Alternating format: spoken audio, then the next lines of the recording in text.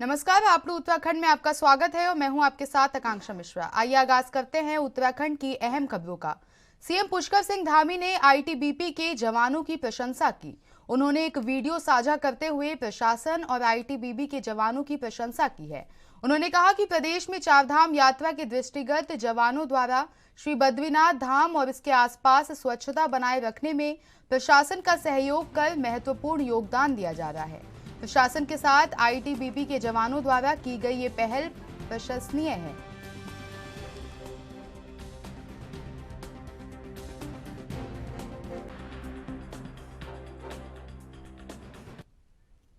उत्तराखंड के देहरादून से खबर है, जहां बीजेपी प्रदेश मुख्यालय में शोक सभा का आयोजन किया गया। इस दौरान प्रदेश अध्यक्ष, प्रदेश महामंत्री, कई विधायक और दून मेयर सहित बड़ी संख्या में मौजूद पदाधिकारी रहे। साथ ही उन्होंने भावभीनी श्रद्धांजलि दी। इस दौरान स्वर्गीय चंदन रामदास के चित्र पर फूल माला अर्पित कर श्रद्धांजलि दी गई। प्रदेश के सभी जिला मुख्यालय और मंडल मुख्यालय चंदन रामदास को श्रद्धांजलि दी गई।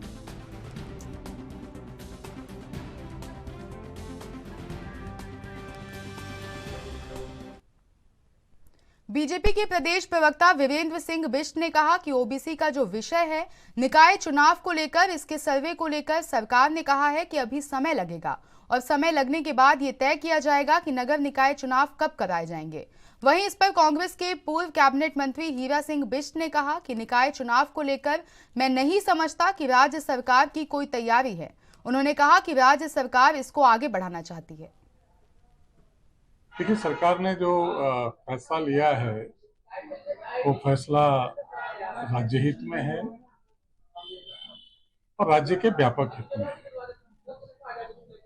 जो स्टाम्प शुल्क हैं या दूसरे शुल्क हैं, उसमें जो उनको छूट दी गई है, बहुत अध्ययन करने के बाद ये फैसला लिया गया है। राज्य सरकार का ये फैसला राज्य के व्यापक हित में है। निकाय की मैंने समझता कि राज्य सरकार को तैयारी है और मैं जो समझता हूँ राज्य सरकार इसको आगे बढ़ाना चाहती है। इनको अपनी स्थिति को देख करके, जो निगमों की स्थिति है, अब देहरादून राजधानी के देख लो, मेरी सड़क देख लो, इसको 6 महीने हो गए, कहीं मिट्टी डाल दें कहीं निकाल दें। तो ये मैं जहाँ भी देहरादून में जाता हूँ ये स्थिति है। हजारों करोड़ रुपए खर्च कर दिया, कौन सी कंपनी कहाँ पर है। तो ये प्रदेश का तो और भी बुरा हाल है, वहां तो कोई देखने वाला। हरिद्वार जाओ, रुड़की में गया, उधर यही हालत है। तो विकास के नाम पर तो हजारों करोड़ रुपए खर्च कर दिया, लेकिन वो सब कमीशन खोरी में जा रहा। विकास ठप है, न सरकार का कोई वर्चस्व अधिकारियों पे, न दबाव अधिकारियों पे, न अधिकारियों पे लग रहा कि हमारे ऊपर कोई है, क्योंकि उन्होंने खुली छूट दे रखी है। तो ये बड़ा चिंताजनक है। लग रहा कैबिनेट है, कैबिनेट मिनिस्टर कोई काम कर रहा, तो विधायक काम कर रहे हैं, दूसरे कामों लग रहे, सब कब्जाने पे लग रहे, बसाने पे लग रहे, अवैध कब्जे धुआंधार देहरादून। नेहरू कॉलोनी थाना क्षेत्र में हुई चोरी का पुलिस ने खुलासा कर दिया है। मामले में छात्रा और उसके दोस्त को चक्षा नगर ग्राउंड से गिरफ्तार किया गया और साथ ही 100% ज्वेलरी बरामद की गई है। एसपी सिटी ने मामले का खुलासा करते हुए बताया कि आरोपी युवती वादी के यहाँ ट्यूशन पढ़ती थी और उसे जानकारी मिली थी कि वो शादी में जा रहे हैं। इसके बाद उसने घर में अपने दोस्त के साथ चोरी की योजना बनाई और अलमारी का ताला तोड़कर नकदी और ज्वेलरी चोरी की। युवती ने नकदी अपने अकाउंट में जमा करा दिए और ज्वेलरी को झाड़ी में छिपा दिया। वापस अपने घर जाने के दौरान पुलिस ने उन्हें गिरफ्तार कर लिया। देखिए, नेहरू कॉलोनी थाना क्षेत्र में चक्षा नगर से कंप्लेनेंट द्वारा जो है ये एक तहरीर दी गई थी, जिसमें कि उनके द्वारा ये बताया गया कि 20 तारीख को वो जो है किसी अपने रिश्तेदारी में गए हुए थे और जब 4-5 दिन बाद वापस आए तो उनके घर में चोरी हुई थी। इसी संबंध में मुकदमा पंजीकृत किया हुआ था और उस पर जो है नेहरू कॉलोनी की टीम द्वारा जो है लगातार उसमें प्रयास किए गए, सीसीटीवी फुटेज वगैरह देखी गई। तो उसके पश्चात उसमें 2 अभियुक्तों की गिरफ्तारी की गई है, जिनके पास से चोरी किया गया पूरी ज्वेलरी बरामद हुई है। इसमें जो एक अभियुक्ता और एक अभियुक्त की गिरफ्तारी हुई है। अभियुक्ता जो है कंप्लेनेंट के घर पे उनकी वाइफ से ट्यूशन पढ़ती थी और वहीं से उसको ये इन्फॉर्मेशन मिली थी कि जो वो परिवार है 4-5 दिन के लिए बाहर जाने वाला है और उस चीज़ को उसने अपने फ्रेंड के साथ शेयर किया और उसके पश्चात 21 तारीख की रात को इनके द्वारा जो है उस घर में ताला तोड़कर, अलमारी तोड़कर ये चोरी बीजेपी के प्रदेश प्रवक्ता वीरेंद्र सिंह बिष्ट ने कहा कि सरकार ने जो फैसला लिया है वो राज्य हित में है। राज्य की नई सूक्ष्म लघु और मध्यम उद्यम की नई नीति में पूंजी निवेश के प्रोत्साहन के लिए सब्सिडी बढ़ाई जा रही है। उन्होंने बताया कि पर्वतीय क्षेत्रों में एमएसएमई उद्योग में पूंजी निवेश पर अधिकतम 4 करोड़ और मैदानी क्षेत्रों में 1.5 करोड़ की सब्सिडी का प्रावधान किया जा रहा है। उद्योग विभाग ने नई एमएसएमई नीति 2023 का प्रस्ताव तैयार किया है, जो आगामी 5 साल के लिए बनाई जा रही है। इस नीति में पर्वतीय क्षेत्रों में एमएसएमई उद्योग में निवेश को प्रोत्साहित करने पर फोकस है, जबकि एमएसएमई नीति 2015 के तहत उद्योगों को मिल रही स्टैंप शुल्क, बिजली दरों और एसजीएसटी मॉल परिवहन की छूट को खत्म किया गया है।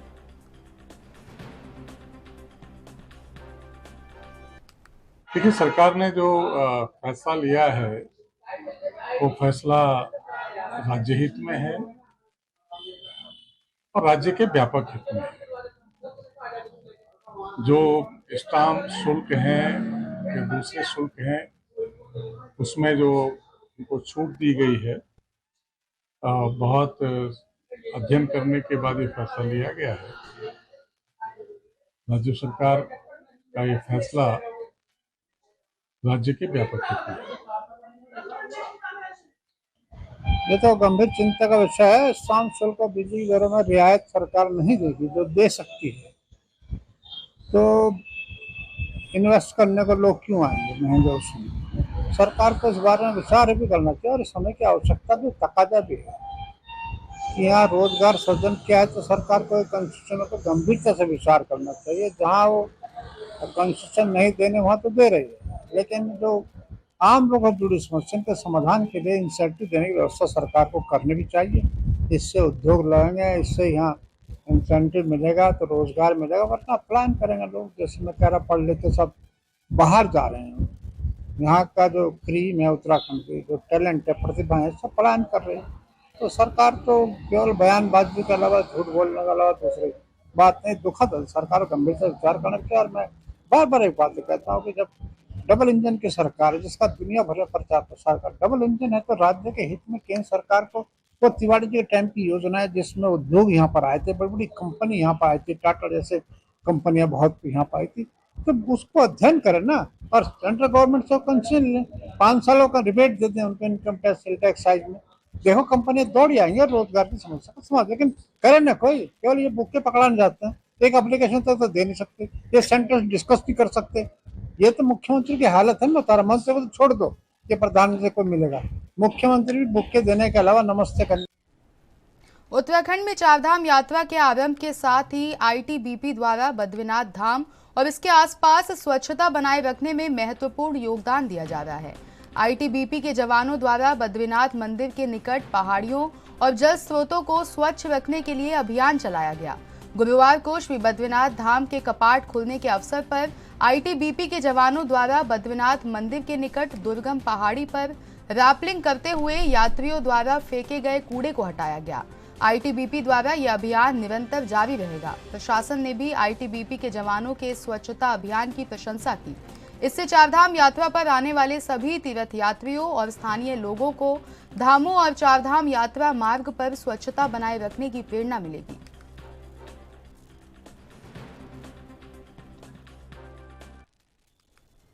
रायपुर पुलिस ने ड्रग पेडलर को गिरफ्तार करते हुए उसके कब्जे से नशे के 1360 कैप्सूल बरामद किए। आरोपी देहरादून के विभिन्न क्षेत्रों में नशे की कैप्सूल की सप्लाई करता था। पुलिस ने नशे की तस्करी में प्रयुक्त वाहन स्कूटी को भी सीज किया। एसपी सिटी ने बताया कि आरोपी ने पूछताछ में बताया कि उसने नशे की कैप्सूल और गोलियां मुजफ्फरनगर निवासी व्यक्ति से खरीदे हैं। राहुल जैन जिले के विभिन्न क्षेत्रों में नशे की गोलियां और कैप्सूल की सप्लाई करता है।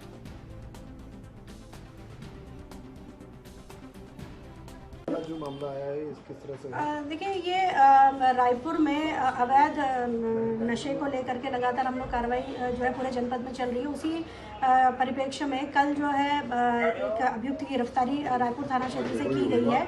इसमें 3 अप्रैल को पूर्व में जो 2 अभियुक्त पकड़े गए थे, जिनके पास में नशे के कैप्सूल और गोलियां बरामद की गई थी, उन्हीं के द्वारा बताया गया था कि एक व्यक्ति द्वारा जो है उनको ये सप्लाई की जाती है तो उसी संबंध में जो है रायपुर पुलिस ने काम करते हुए उसके बारे में इंफॉर्मेशन जुटाते हुए कल उसको गिरफ्तार किया है, जिसके पास से लगभग 1360 नशे की गोलियां और कैप्सूल बरामद हुए हैं और एक्यूज्ड को जो है जेल भेजा गया। देहरादून के यातायात अधीक्षक अक्षय प्रहलाद कोंडे ने बताया कि ट्रैफिक पुलिस ने स्मार्ट पार्किंग मैनेजमेंट सिस्टम शुरू किया। पार्किंग की समस्या से जूझ रहे देहरादून शहर में अब ऐप के जरिए पार्किंग तलाशने और वाहन को सुरक्षित पार्क करने की कवायद शुरू की गई है। ट्रैफिक पुलिस ने सिटी में स्मार्ट पार्किंग मैनेजमेंट सिस्टम को लागू करने का दावा किया है। उन्होंने बताया कि इस ऐप के माध्यम से वाहन चालक सिटी में अपना वाहन पार्क करने के लिए पार्किंग तलाश सकते हैं। इससे पहले देहरादून में स्मार्ट पार्किंग व्यवस्था और प्राइवेट लैंड को पार्किंग बनाने जैसे लगभग कई प्रयास फेल हो चुके हैं। यातायात अधीक्षक ने बताया कि ट्रैफिक पुलिस ने मिलकर पार्क प्लस के साथ मिलकर देहरादून में उत्तराखंड का पहला ऐप आधारित स्मार्ट पार्किंग मैनेजमेंट सिस्टम लागू करने का दावा किया है। ट्रैफिक पुलिस के अनुसार इस ऐप से प्राइवेट लैंड में चलाई जाने वाली पार्किंग को भी जोड़ा जा रहा है। देहरादून में पार्किंग की समस्या बहुत ज्यादा है, पार्किंग ढूंढने में भी समस्या है और बहुत बार देखा जाता है कि पार्किंग एक स्पेसिफिक पार्किंग के लिए गाड़ी जाती है और किसी स्पेसिफिक पार्किंग के लिए गाड़ी जाती है, वो पार्किंग हमेशा या कभी कभी फुल भी हो सकती है। तो इसी के सॉल्यूशन के तौर पे पार्क प्लस एक पार्किंग सॉल्यूशन है जो डेडिकेटेड पार्किंग में एक्सपर्ट है, उनको हमारे द्वारा इनवाइट किया गया। उन्होंने इसका देहरादून में स्टडी करके हमने इस ऐप को लॉन्च किया है। आपसे अनुरोध रहेगा, अगर आप पार्क प्लस ऐप डाउनलोड करते हैं तो उसमें 400 से ज्यादा पार्किंग हमने अभी तक इंटीग्रेट की है और आने वाले 1 मंथ में हम लोग लगभग 2000 पार्किंग इसमें इंटीग्रेट करेंगे। पार्किंग का यूज इसमें खासियत यह है कि आप घर बैठे भी पार्किंग को बुक कर सकते हैं। अगर पार्क प्लस में फॉर एग्जांपल हमने एसएसपी ऑफिस की 40 गाड़ियों की पार्किंग पार्क प्लस में अपलोड की है, जो 1 रुपी पर आवर के हिसाब से की हुई है एक एजुकेशन के लिए। तो आप घर बैठे ये पार्किंग किसी पर्टिकुलर डेट पे किसी पर्टिकुलर घंटों के लिए आप बुक कर सकते हो और वो पार्किंग आपके नाम से रिजर्व रहेगी। बेसिकली ये जो एयरबीएनबी या ओयो होटल का जो एक प्रिंसिपल है, उसी को कहीं ना कहीं पार्किंग में लाने का प्रयास किया है। इसमें थोड़ी सी पार्किंग है जो पेड पार्किंग है, उसको इंटीग्रेट किया गया है, पर एक चूंकि इसको पार्किंग के लिए सॉल्यूशन बनाना था तो कई पार्किंग्स है जो फ्री पार्किंग्स है, स्ट्रीट पार्किंग्स है, उसमें उसको भी हमने यहाँ मैप किया हुआ है। तो मैं आपके माध्यम से सारे देहरादून के लोगों को अनुरोध करूंगा कि पार्किंग के संबंध में आप इस ऐप का ज्यादा से ज्यादा प्रयोग करें।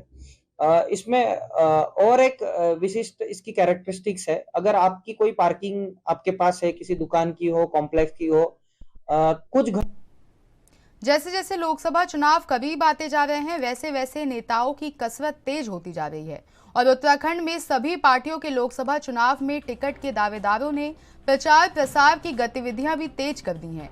लेकिन हरिद्वार लोकसभा सीट पर संतों ने ऐसी मांग कर दी जिसे सुनकर आप भी हैरत में पड़ जाएंगे। आपको बता दें कि साधु संतों ने हरिद्वार लोकसभा चुनावों में संत को टिकट देने की मांग की है। संतों ने तर्क दिया है कि हरिद्वार तीर्थ क्षेत्र है और तीर्थ क्षेत्र की मर्यादा बने रहने के लिए संत को ही यहाँ का लोकसभा प्रतिनिधि होना चाहिए। इसलिए वो सभी राजनीतिक दलों से अनुरोध करते हैं कि सभी दल किसी संत को ही चुनाव मैदान में उतारें।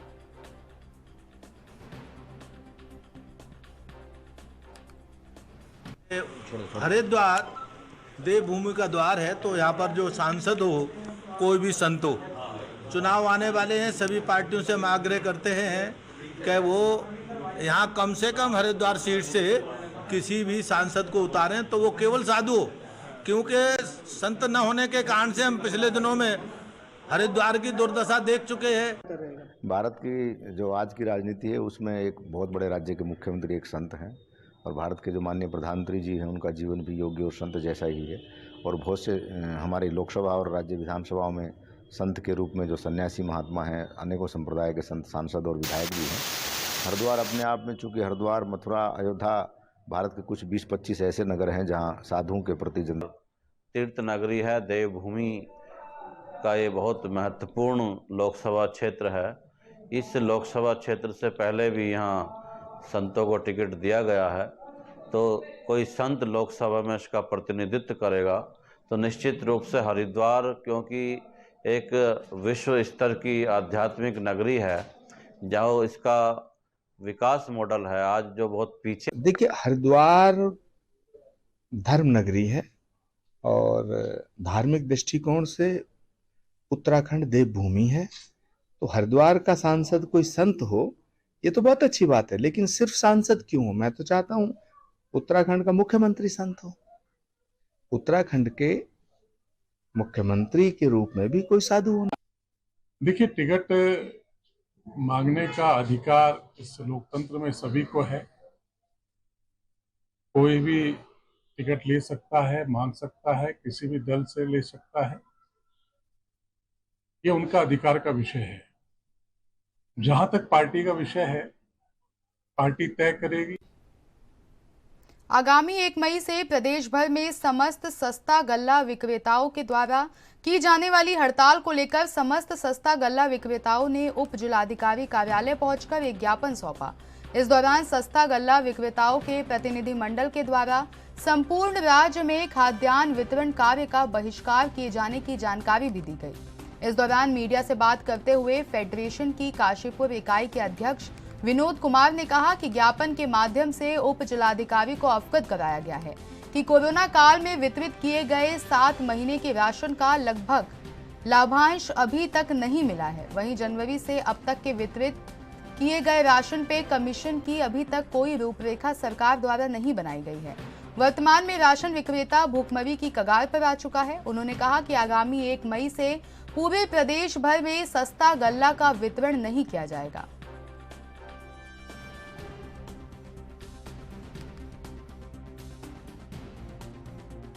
सर को ज्ञापन दिया है, क्या है पूरा मामला? इसमें हमारा कोरोना काल का 7 माह का लाभांश और जनवरी से जो फ्री राशन बट रहा है उसका कमीशन, जिसकी कोई रूपरेखा सरकार द्वारा नहीं बनाई गई। आज जो है राशन विक्रेता जो है भूखमरी का कगार पर आ चुका है। इसलिए पूरे प्रदेश में 1 मई से खाद्यान्न का वितरण नहीं किया जाएगा। सर आज एसडीएम साहब मिले, क्या वार्ता हुई आपकी? एसडीएम साहब ने बहुत अच्छा प्रदर्शन करा कि टेबल टॉक की बात करी उन्होंने कि जो भी मुद्दे होते हैं वो वार्ता के जरिए ही सही होते हैं। इससे पहले भी हमारे प्रदेश संगठन की वार्ता जो थी श्री रेखा आर्य खाद्य मंत्री द्वारा हुई थी और जल्दी ही इस समस्या का भी समाधान निकल। भारत सरकार के खाद्य आपूर्ति और सार्वजनिक वितरण मंत्रालय द्वारा उत्तराखंड सलाहकार समिति के सदस्य की घोषणा कर दी गई। किच्छा निवासी युवा बीजेपी नेता लवी सहगल को उत्तराखंड सलाहकार समिति का सदस्य बनाए जाने से कार्यकर्ताओं में खुशी की लहर दौड़ गई। घोषणा के बाद नगर के तमाम स्थानों पर समिति के नव मनोनीत सदस्य लवी सहगल का माल्यार्पण कर जोरदार स्वागत किया गया।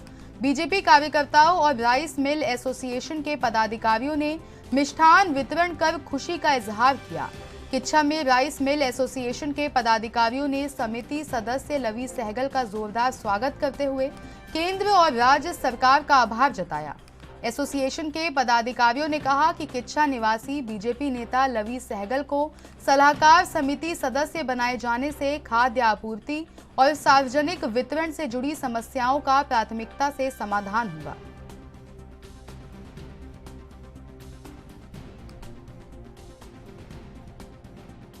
आज हमारे नगर के लवी सहगल जी एफसीआई सलाहकार समिति के प्रदेश के सदस्य बनाए गए हैं। इसमें हम नगर वासियों को बड़ी खुशी हुई है और खास कर राइस मिल एसोसिएशन के लोगों को जो सदस्य उनको बड़ी खुशी हुई है। आज इनका स्वागत समारोह हम लोग बांके बिहारी राइस मिल में रखे थे हम लोग और इस नाते सब लोग इकट्ठे हुए थे। हम लोगों ने उनका स्वागत किया और ये भी खुशी जताई कि हमारे समय समय पर जो हमारी एफसीआई में प्रताड़नाएं होती है। ड्रग्स विभाग की टीम ने मंगलौर क्षेत्र में स्थित दवा की फैक्ट्री का औचक निरीक्षण किया, जिसमें दूसरी कंपनी का रैपर बदलकर अपनी कंपनी का रैपर लगाया जा रहा था। निरीक्षण करने पहुंची ड्रग्स विभाग अधिकारी अनीता भारती ने कंपनी का चल रहा प्रोडक्शन बंद कर दिया। निरीक्षण के दौरान फैक्ट्री में दवाइयां भी खुली पड़ी हुई थी और साथ ही कई दवाइयों के रैपर भी खुले पड़े हुए थे। ड्रग्स विभाग के निरीक्षण के बाद हवाई फैक्ट्री में हड़कंप मच गया। वहीं दवाइयों की फैक्ट्री में इतनी बड़ी लापरवाही उजागर होने के बाद दवाइयों की गुणवत्ता पर भी सवाल खड़ा हो गया। दरअसल ड्रग्स इंस्पेक्टर अनीता भारती मंगलौर स्थित दवाई फैक्ट्री में निरीक्षण करने पहुंची थी। फैक्ट्री में कई महत्वपूर्ण दवाइयां खुली पड़ी हुई थी। दूसरी कंपनी की दवाइयों को अपनी कंपनी का लेबल देकर तैयार किया जा रहा था, जिसमें ड्रग के सभी नियमों का उल्लंघन किया गया था, जिसे बंद करवाया गया।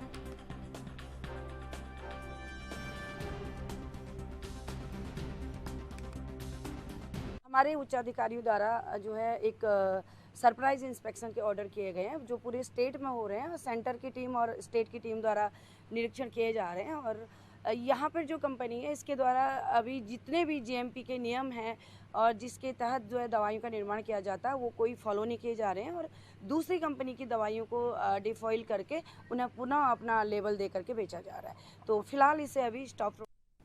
उत्तराखंड हाईकोर्ट के 3 नए जज राकेश थपलियाल और पंकज पुरोहित और विवेक भारती शर्मा शुक्रवार को औपचारिक रूप से नियुक्त हो गए। राष्ट्रपति की नियुक्ति केंद्रीय विधि और न्याय मंत्रालय के नोटिफिकेशन के बाद नवनियुक्त न्यायाधीशों को राज्यपाल की सहमति पर मुख्य न्यायाधीश न्यायमूर्ति विपिन सांधी की ओर से पद और गोपनीयता की शपथ दिलाई गई। शपथ ग्रहण समारोह में हाईकोर्ट के न्यायाधीशगण, बड़ी संख्या में न्यायिक अधिकारी, प्रशासनिक अधिकारी, अधिवक्ता सहित अन्य गणमान्य लोग शामिल हुए।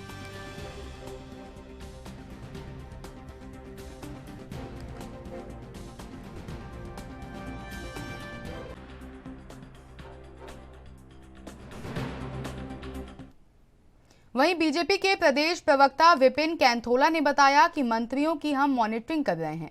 तमाम विभाग की मॉनिटरिंग, अपने अपने विभाग की मॉनिटरिंग सारे मंत्री कर रहे हैं। स्वास्थ्य मंत्री ने अपने विभाग की मॉनिटरिंग की है, उनके सचिव फील्ड में हैं। इसके अलावा धर्मस्व और पर्यटन के सचिव भी फील्ड में हैं। मंत्री उनको जो भी निर्देश देते हैं उस पर काम होता है। आने वाले समय में यात्रा सुखद हो, बेहतर हो, इसके लिए उन्होंने बताया कि पिछली बार लाखों लोगों ने धामों के दर्शन किए थे। इस बार आप देखेंगे कि 18 लाख से ऊपर लोगों ने रजिस्ट्रेशन करा लिए हैं। आने वाले समय में ये जो संख्या है, ये रिकॉर्ड पिछले वर्ष की तुलना में इस बार उम्मीद है कि रिकॉर्ड टूट जाएगा। उनकी सुखद यात्रा, उनकी बेहतर यात्रा, उनको आज असुविधाओं का सामना ना करना पड़े, सरकार इस पर काम कर रही है।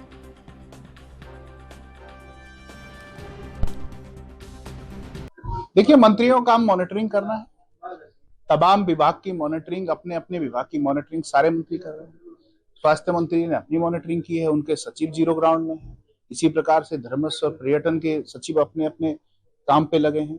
मंत्रीगण उनको जो भी दिशा निर्देश देते हैं उस पर काम होता है। आने वाले समय में यात्रा सुखद हो, बेहतर हो, क्योंकि पिछली बार 50 लाख रिकॉर्ड श्रद्धालुओं ने दर्शन किए थे। इस बार आप देखेंगे 18 लाख से ऊपर लोगों ने रजिस्ट्रेशन करा लिया है। तो आने वाले समय में जो संख्या है, ये जो रिकॉर्ड है पिछले वर्ष का, वो भी श्रद्धालुओं का 4 धाम यात्रा में टूटने वाला है। आने वाले समय में 50 लाख से ऊपर श्रद्धालु यहाँ उत्तराखंड में आने वाले निश्चित। अब बड़ोदरा के लिए हरिद्वार जिले से हर रविवार को सुपर फास्ट स्पेशल ट्रेन चलेगी। गर्मी के दिनों यात्रियों को परेशानी का सामना न करना पड़े, इसके लिए रेलवे ने प्रथम, द्वितीय और तृतीय श्रेणी के वातानुकूलित कोच के अलावा स्लीपर और सामान्य कोच लगाने का फैसला किया है। उत्तर रेलवे मुरादाबाद मंडल के वरिष्ठ मंडल वाणिज्य प्रबंधक सुधीर सिंह के अनुसार साप्ताहिक सुपर फास्ट स्पेशल ट्रेन महीने में 4 चक्कर लगाएगी। बताया कि बड़ोदरा से हर शनिवार हरिद्वार के लिए ये ट्रेन चलेगी, जबकि हर रविवार को हरिद्वार से बड़ोदरा के लिए ये ट्रेन चलेगी। यात्रियों की संख्या में हो रहे इजाफे को ध्यान में रखते हुए उत्तर रेलवे मुरादाबाद मंडल की ओर से 8 ट्रेन में अतिरिक्त स्लीपर कोच लगाए जाने का फैसला लिया है। उत्तर रेलवे मुरादाबाद मंडल के वरिष्ठ मंडल वाणिज्य प्रबंधक सुधीर सिंह ने बताया कि आनंद विहार टर्मिनल बापूधाम मोतिहारी के बीच चलने वाली ट्रेन में 29 अप्रैल से 1 मई तक, बापूधाम मोतिहारी आनंद विहार टर्मिनल के बीच चलने वाली ट्रेन में 30 अप्रैल से 2 मई तक कोच बढ़ाए जाएंगे। कुछ अपराधियों को यहाँ छुपे होने की सूचना।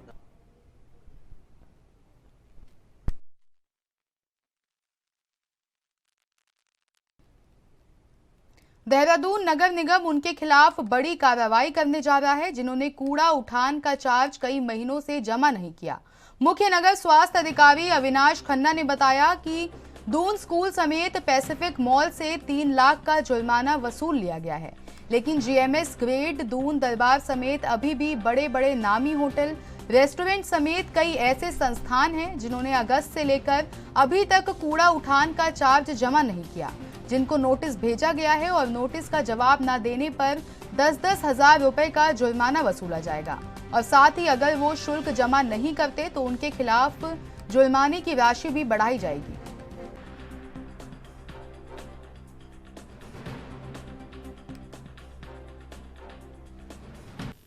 देखिए, अभी पिछले गत माह जो हम लोगों ने ये कार्रवाई शुरू करी थी प्रत्येक हाउसिंग सोसाइटीज़ पे, बड़े होटल्स पे और रेस्टोरेंट्स में जो बल्क वेस्ट जनरेटर की कैटेगरी में आते हैं, उसके क्रम में जो है अभी हम लोगों ने जो है लगभग 76 हाउसिंग सोसाइटीज़ और लगभग इतने ही करीब जो है हम लोगों ने बड़े होटल और रेस्टोरेंट्स को चिन्हित कर जो है उनको कार्रवाई करने के लिए किया था, जिसपे 10,000 रुपये का उन पे जो है शास्ति भी आरोपित की थी। अभी तक किसी के द्वारा प्राप्त नहीं की गई है वो शास्ति, और अभी हम लोग के दोबारा से जाने लगे हैं हमारे इंस्पेक्टर्स, और उनके माध्यम से यदि उनके द्वारा सेग्रीगेशन और डोर टू डोर में सहयोग नहीं प्राप्त होगा तो उन पे जो है प्रतिदिन के हिसाब से 5,000 रुपये का जुर्माना शास्ति आरोपित की जाएगी, जब से हम लोगों ने पिछला जो है चालान काटा था उनका। इसके अतिरिक्त कल ही हमें सूचना प्राप्त हुई थी कि कुछ हाउसिंग सोसाइटीज़ ने सिरे तौर से जो है मना कर दिया है कि वो अपना कूड़ा कचरा जो है वाहनों में नहीं देंगे, जिसके क्रम में आज 9 हाउसिंग सोसाइटीज़ को जो है हम लोगों ने 1-1 लाख रुपए की शास्ति आरोपित की है, और यदि उनके द्वारा भुगतान नहीं किया जाता है तो आरसी के माध्यम से उनकी जो है। प्रधानमंत्री नरेंद्र मोदी के मन की बात के 100वें कार्यक्रम को सफल बनाने के लिए जहां बीजेपी पूरे देश में तैयारी कर रही है, तो वहीं उत्तराखंड में भी प्रधानमंत्री के मन की बात कार्यक्रम को लेकर तैयारियां हो रही हैं। वहीं बीजेपी संगठन के अनुसार सबसे बड़े जिले नैनीताल में इस कार्यक्रम को लेकर बीजेपी नेता अपनी अपनी तैयारियों में जुटे हैं। वहीं नैनीताल जिले के 1006 बूथों में करीब 500 स्थानों में प्रधानमंत्री नरेंद्र मोदी के 30 अप्रैल के दिन होने जा रहे मन की बात के 100वें कार्यक्रम को लेकर हजारों की संख्या में लोगों के साथ इस कार्यक्रम को सुनने की तैयारी की जा रही है। बीजेपी के नैनीताल जिला अध्यक्ष प्रताप बिष्ट ने बताया कि मन की बात के 100वें कार्यक्रम के उपलक्ष्य में पूरे नैनीताल जिले के बीजेपी कार्यकर्ताओं में बेहद उत्साह है और इसको सफल बनाने के लिए जिले का हर कार्यकर्ता अपनी अपनी तैयारियों में जुटा है।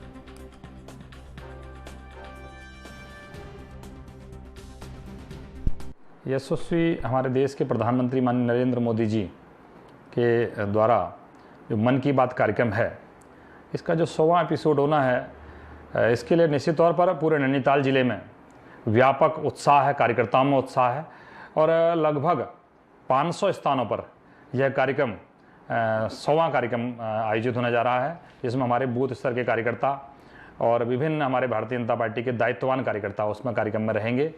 और इसके द्वारा लगभग यहाँ हमारे सभी जगह और नैनीताल ज़िले में हमारे राष्ट्रीय सचिव महेंद्र पांडे जी और सूचना है कि और भी प्रदेश के बड़े लोग यहाँ पर रहेंगे। इसके अलावा हमारे जितने जो ग्रामीण स्तर में दूर संदूर अंचलों पे हैं, वहाँ पर भी हमारे मन की बात का जो 100वां एपिसोड है, इसके कार्यक्रम आयोजित होंगे और कार्यकर्ताओं में इसके प्रति बहुत उत्साह है। माननीय मुख्यमंत्री जी के कार्यक्रम की अभी रूपरेखा तैयार हो रही है। नैनीताल में उनका आगमन रहेगा, ऐसी अभी सूचना है। उसके साथ साथ ही हमारे राष्ट्रीय कार्यालय सचिव महेंद्र पांडे जी भी नैनीताल में 100वें एपिसोड में रहेंगे। मन की बात के कार्यक्रम को लेकर पूरे देश भर में एक उत्साह का वातावरण है और उसमें हमारे राज्य के अंदर भी बहुत ही कार्यकर्ताओं में और यहाँ के जनता में, समाज के अंदर एक अलग तरह का एक उत्साह है। और जो 100वां एपिसोड जो इस समय होने जा रहा है, क्योंकि ये हम सब के लिए सौभाग्य की बात भी रही कि पूरे देश के अंदर जो है कि उत्तराखंड राज्य तीसरे स्थान पर आया है। बहुत सारे लोगों ने इस कार्यक्रम को सुना है और इस कार्यक्रम से मैं समझता हूँ लगभग 500 संस्थाओं ने इस कार्यक्रम के से जुड़। आप लोग उत्तराखंड में मेरे साथ इतना ही। देश की तमाम बड़ी खबरों के लिए बने रहिए हमारे साथ और देखते रहिए ANB न्यूज़।